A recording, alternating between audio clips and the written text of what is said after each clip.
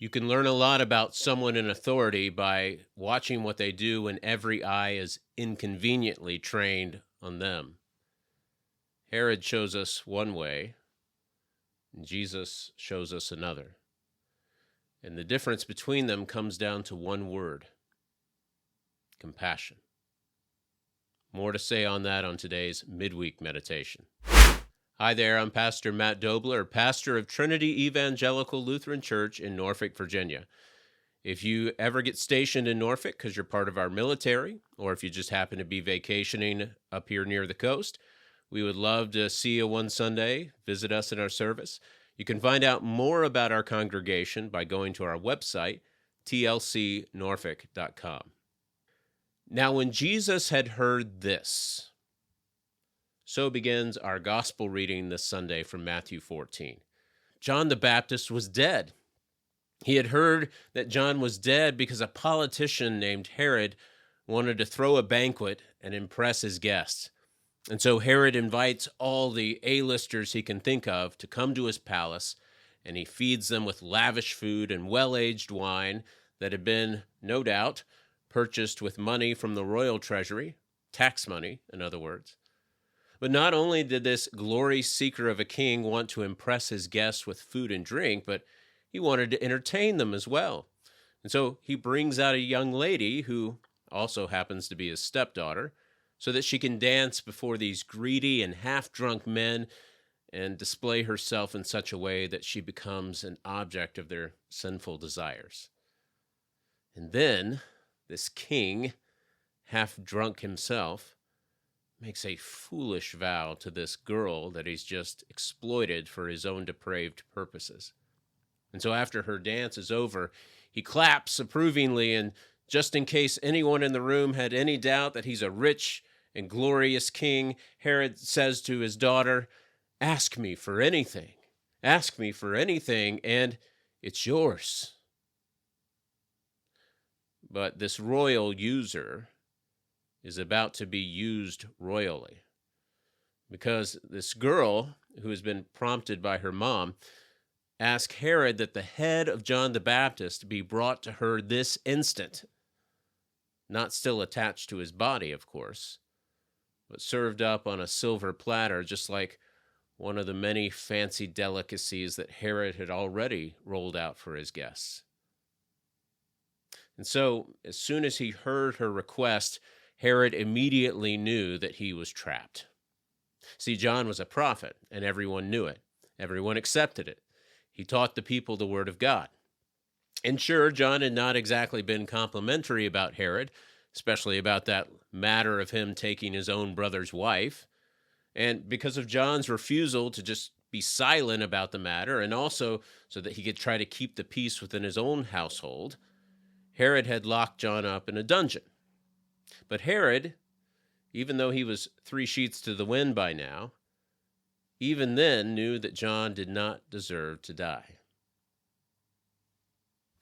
But politicians will be politicians. And so Herod felt every eye within the hall trained on him in that moment, and he had made a public vow. And, was he now going to bring shame upon himself just to preserve the life of some troublesome preacher? What would the other noble families whisper about him if he showed hesitation or weakness, or, God forbid, admitted in the hearing of all that he had spoken rashly and foolishly? How would his word ever again be taken seriously? How would his authority ever again be respected? How could he ever again hope to have the admiration of those who seemed to be somebody? Was Herod willing to sacrifice all this power and glory and honor just to do the right thing and have compassion upon this prophet? And so Herod gave the word, and it was done. And so St. Matthew writes, when Jesus had heard this, he withdrew to a deserted place to be alone. And who could blame him? John was dead. His own cousin was dead. The prophet who had been sent to prepare the people to meet their Messiah had been murdered because a petty politician loved public admiration more than justice and mercy.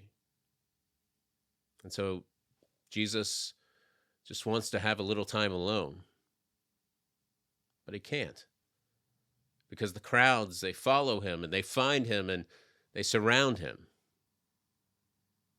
And when Jesus sees them, the poor and the sick and the needy, does he send them away? Does he tell them that he's had enough? Does he tell them that today of all days, he simply does not have anything left to give? No. St. Matthew writes that when he saw a great crowd, he had compassion on them. Compassion. You see, when Herod saw the crowds, he saw a nice tax base.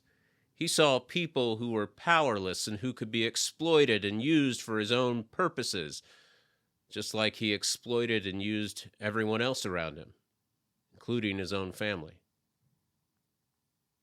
But Jesus had come to be a different kind of king and to reign over a different kind of kingdom.